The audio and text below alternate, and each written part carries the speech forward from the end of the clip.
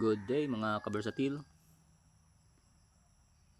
Dito tayo ngayon sa isang lugar kung saan gumagawa tayo nitong mga design. Stone design ito. Isang malaking pan. Fish pan ito, lalagyan ng isda. Maglalagay tayo ng mga design dito sa gilid. Yung nakikita nyo, yan ang mga stone design sa gilid.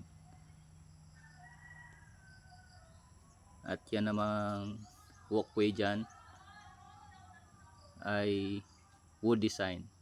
Yan, nakapaikot dyan ay stone design din yan.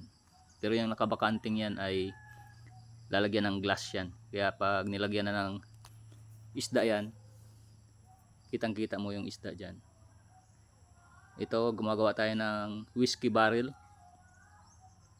Kasi may malaking polyethylene dyan, yung black. May gate valve dyan, nilagyan na lang natin ng barrel. Yan, nakapaikot yung wood stone design dyan. Yan, paikot yun. Stone. Yan naman yung step. Naka wood design yan, naka bolt. Ito, ginawan din natin ng takip. Yan yung floater nya. Pag mataas na ang tubig,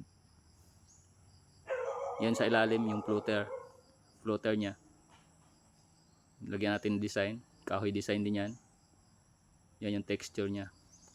Diyan yung tubig, yung volume ng tubig. Crack design din yan.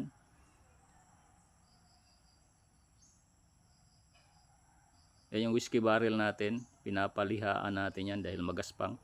Tsaka natin pipinturahan. May mga ibang design pa tayong ilalagay dyan at yung ibang detalye bago natin pipinturahan. At kung nagustuhan nyo ang ganitong content ay mag-follow na kayo, subscribe. At kung may katanungan kayo ay pwede kayong magtanong dito sa comment section. Salamat po sa inyo mga kabersatil at hanggang sa muli. Salamat po.